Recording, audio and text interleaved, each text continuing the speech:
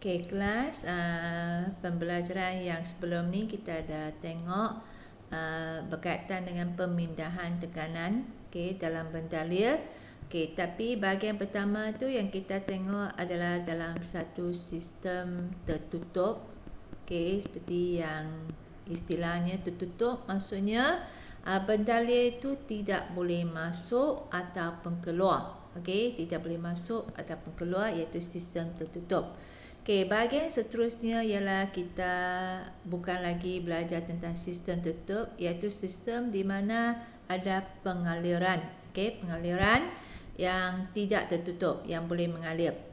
Ini adalah untuk sistem tertutup. Kita tengok gambar raja yang pertama, iaitu ialah sistem yang tertutup, iaitu air tak boleh masuk ataupun keluar. Jadi kita dapati bahawa kalau kita tengok dalam sistem tertutup ni, tekanan bentalia di P1, P2 dan P3 adalah sama, iaitu kamu nampak arasnya adalah sama. Jadi yang ni adalah yang tutup, iaitu kita bentalia itu tak boleh masuk ataupun keluar. Kerana bentalia itu tidak mengalir. Bagi sesuatu yang tidak mengalir. Tapi bahagian yang seterusnya yang kita tengok, ialah bagi kalau kita bagi air dia mula mengalir, maksudnya air sudah boleh mengalir. Kalau kita isi air di sini dan kita buka gabus ni, air mengalir. Kita dapati bahawa arasnya akan tak sama, dia akan turun macam ni. Iaitu bahagian yang paling dekat dengan sumber, dia paling tinggi. Lepas tu semakin jauh, dia semakin rendah. Jadi apa yang kita nampak ni, kalau dia semakin dekat dengan sumber, tiup ni paling dekat dengan sumber, air mengalir mula sini, air mengalir mula sini ke sini, maka sini tekanan tinggi, dia naik. Tapi dia semakin jauh, dia sudah turun. Tekanannya semakin turun. Yang ni bagi kalau dia mengalir, bukan lagi tertutup. Dia boleh mengalir. Lepas tu kita tengok satu lagi, tiup venturi. Di mana tiup venturi ni adalah satu tiup di mana dia ada satu tempat tertentu yang lebih sempit. Kalau kamu tengok bahagian sini adalah tempat yang lebih sempit. Kalau kita tengok sebagai contoh, kalau kamu siram pokok bunga, kamu guna pipe kan, air mengalir. Kamu guna pipe kamu, air akan mengalir. Dan katakan pasu bunga kamu ada di sini. Kamu siram pokok. Lepas tu mungkin kamu ada pokok yang lebih jauh. Katakan di sini kan, pokok yang lebih jauh. Kamu ada pasu yang lain lebih jauh. Jadi mungkin kamu nak malas, nak jalan lebih dekat. Jadi apa yang kita boleh buat kalau kita nak siram pokok tu? Kalau kamu guna pipe, lepas tu kamu tak mau gerak dekat, malas nak jalan. Jadi apa yang kamu buat, kamu akan tekan. Betul tak? Kamu akan tekan pipe kamu. Kamu akan tekan bahagian pipe kamu, bahagian sini, hujung ni kamu tekan dengan tangan kamu, ini jadi kecil, sempit. Jadi apa yang kamu buat ialah waktu kamu tekan pipe itu jadi sempit, kita dapati air itu akan pancut lebih jauh. Jadi pasu yang lebih jauh itu akan terkena air. Jadi maksudnya kalau kita kurangkan luas ataupun dia lebih sempit, maka kita dapati air itu akan mengalir lebih laju. Air yang keluar itu lebih laju, dia pi lebih jauh. Lebih jauh. Jadi apa yang kita nak dekatkan di sini ialah kalau kamu tengok bahagian P2, P2 adalah tempat yang lebih sempit. Maksudnya air yang mengalir di sini, yang mengalir di bahagian sempit ni, P2 ni akan sangat laju. Akan sangat laju. Kalau di sini P1 tak laju, P3 tak laju, P2 paling laju. Dan apa yang kamu nampak seperti yang cikgu kata tadi, kalau dia lebih dekat dengan sumber, waktu air mengalir, sini paling tinggi, logik kan, sebab dia tekanan paling tinggi. Lepas tu semakin kurang, semakin kurang, semakin kurang, semakin kurang. Jadi bahagian P2 patutnya di sini. Patutnya dia kurang juga balik sini. Tapi dia sangat kurang, dia sampai ke bawah sini. Maksudnya tekanan di P2 ni, tekanan di sini adalah sangat rendah. Tekanan di sini rendah daripada biasa. Okey, yang patutnya, okey, tekanannya rendah. Jadi apa yang kita nampak di sini ialah kalau kita boleh hasilkan laju air yang tinggi, sangat laju, okey, air lajunya sangat tinggi, mengalir sangat laju, tekanannya akan menjadi rendah. Okey. Jadi sebenarnya yang ni berkaitan dengan satu prinsip, okey, satu prinsip yang kita akan tengok seterusnya iaitu prinsip Bernoulli. Okey, Bernoulli. Okey, kita baca ayat ni, okey. Apabila bendalia melalui kawasan sempit, kawasan ni dah, kawasan sempit dah, laju bendalia akan meningkat. Dia sangat laju. Okey, waktu dia mengalir tempat sempit ni lajunya sangat tinggi. Okey, jadi apabila bendalia melalui kawasan sempit, laju bendalia akan meningkat dan tekanan di kawasan tersebut kurang. Kamu nampak air di sini rendah saja. Tekanannya dia tak boleh air tak boleh tolak tinggi. Jadi tekanannya rendah. Hal ini dikenali sebagai prinsip Bernoulli.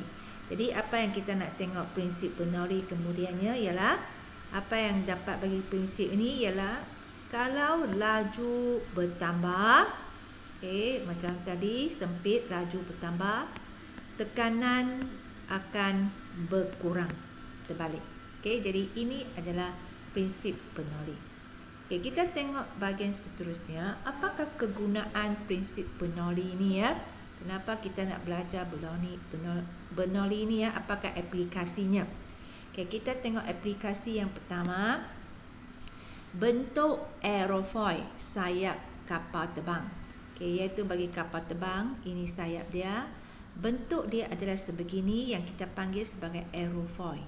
Aerofoil adalah satu bentuk di mana atasnya lebih melengkung, bawahnya lebih kurang rata. Kalau saya lukis macam ni, ini adalah bentuk aerofoil. Atas melengkung, bawah lebih kurang rata. Jadi kita panggil ni sebagai bentuk aerofoil. Okey, kenapa kapal terbang ni nak buat bentuk macam ni? Okey, kenapa dia nak bentuk aerofoil? Okey, sebab waktu kapal terbang itu bergerak ke depan, maka udara akan mengalir di atas dan bawah. Okey, dan bawah pun ada udara mengalir. Okey, jadi kita dapati bahawa kalau dia melalui melengkung kawasan atas tu, udara di sini akan mengalir dengan kelajuan yang tinggi. Aliran udara berhalaju tinggi dan mengikut prinsip Bernoulli yang tadi kita dah tengok, Bernoulli, okey, iaitu kalau lajunya tinggi, tekanannya akan jadi rendah, terbalik. Okay. Jadi kalau bawah dia mengalir dengan halaju yang rendah, okey, halajunya rendah, maka tekanannya akan jadi tinggi. Halaju rendah, tekanan tinggi, dia terbalik. Ini halaju tinggi, tekanan rendah. Jadi disebabkan atas tekanan rendah, atasnya tekanan rendah, bawahnya tekanan lebih tinggi, maka dia akan menghasilkan yang kita kata daya angkat. Dia akan tolak, hasil satu daya tolakan ataupun kita panggil daya angkat yang menolak sayap ini ke atas. Dan kalau kita tolak sayap ini ke atas, maka dia sudah boleh berlepas. Okey, jadi daya angkat yang dihasil oleh sayap sebuah kapal terbang adalah hasil daripada bentuk aerofoil, iaitu bentuk ni, dan sudut serang. Okey, sudut serang adalah satu sudut di sini. Okey, yang kamu tengok di sini. Okey, jadi kalau kita tengok gambar raja ni sekali lagi, yang ni dia bergantung kepada sudut ini. Okey, sudut ini. Di sudut ni ya, sudut ni. Jadi kalau semakin tinggi sudut ni, memang dia akan menghasilkan daya angkat yang berbeza. Okey. Jadi ini sudut ni pun sebenarnya tak boleh terlalu besar. Okey, jadi daya angkat itu akan hilang. Okey. Okey, jadi ini adalah yang pertama. Yang kedua ialah penuruh Bunsen, iaitu penuruh Bunsen adalah yang kita guna dalam makmal. Okey, jadi waktu gas masuk di sini, sebenarnya waktu gas keluar daripada sini, bahagian sini, dia akan sebenarnya gas yang keluar tu dia adalah daripada satu muncung, iaitu bahagian yang sempit macam ni, waktu gas keluar di sini. Okey, jadi kalau waktu gas tu keluar di sini tempat yang sempit, okey, seperti yang kita kata, maka gas ini akan keluar. Saya lukis line. Okey, yang ni cikgu padam. Okey, kita lukis line. Okey, jadi gas, waktu yang gas keluar ni ya, gas keluar ni, dia akan keluar daripada satu muncung, okey, atau tempat yang sempit. Jadi waktu gas tu keluar tempat yang sempit, maka kawasan di sini akan gas tu akan bergerak dengan halaju yang tinggi. Okey, halaju yang tinggi ya, waktu dia keluar daripada tempat yang sempit, dan tekanannya akan menjadi sangat rendah. Jadi kawasan sini yang keluar tu, bahagian sini lah, akan menghasilkan tekanan yang rendah. Dan disebabkan kawasan sini tekanannya rendah, udara berhalaju rendah dengan tekanan. Yang ni ialah udara berhalaju rendah dengan tekanan tinggi diseluruh masuk. Maksudnya yang luar sini, udaranya sebab dia lebih perlahan, tekanannya lebih tinggi. Jadi maksudnya di bahagian luar penurunan Bunsen ni, sini tekanan tinggi, maka udara akan ditolak masuk. Dan udara akan ditolak masuk, dan waktu dia ditolak masuk, maka dia akan bercampur dengan gas. Sini gas. Okey, ini udara luar. Udara di luar gas ada oksigen. Jadi kalau dia campur sekali, maka yang kamu nampak di sini dia tulis saya cikgu padam ni.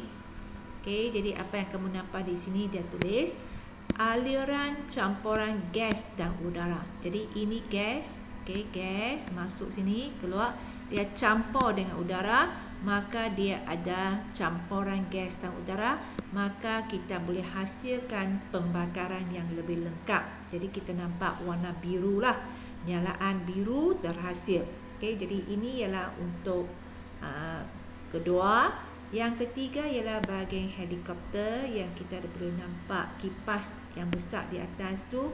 Waktu dia pusing, dia akan menghasilkan bahagian atas tu aliran udaranya tinggi, tekanannya rendah. Maka kalau bagi bahagian bawah kipas dia tu, aliran udaranya rendah, tekanannya tinggi. Jadi bawah tekanan tinggi, atas tekanan rendah, maka macam tadi dia akan hasilkan satu daya angkat. Okey, sama juga drone. Okey, sama dengan inilah. Okey, iaitu atas tekanan rendah, bawah tekanan tinggi, dia hasil daya angkat, dia boleh naik ke atas. Okey, jadi ini adalah prinsip Bernoulli. Dan kalau kamu pergi naik, okey, ya, kereta api, okey, jadi kamu ada satu tempat di mana kamu tak boleh dekat sangat dengan kereta api itu, iaitu garisan keselamatan. Okey, sebab waktu kereta api yang berkelajuan tinggi datang gerak, maka dia akan hasilkan kawasan sini akan menghasilkan tekanan rendah sebab lajunya sangat tinggi, kereta api itu bergerak, tekanannya sangat rendah. Jadi mungkin sebab dari luar sini, tepi ni lajunya rendah, tekanan tinggi, jadi kamu akan ditolak ke arah kereta api itu. Jadi kamu mungkin boleh jatuhlah, okey, dan mungkin berlaku kemalangan. Jadi sebab itu kita ada garisan keselamatan untuk pastikan kamu tidak terlalu dekat dengan kereta api itu, dan kamu akan rasa tertarik ke kereta api itu waktu kereta api itu nak berhenti. Okey, jadi kita dah habis dah untuk bab ini, iaitu jadi bab ni kita belajar prinsip Pascal dan juga prinsip Bernoulli.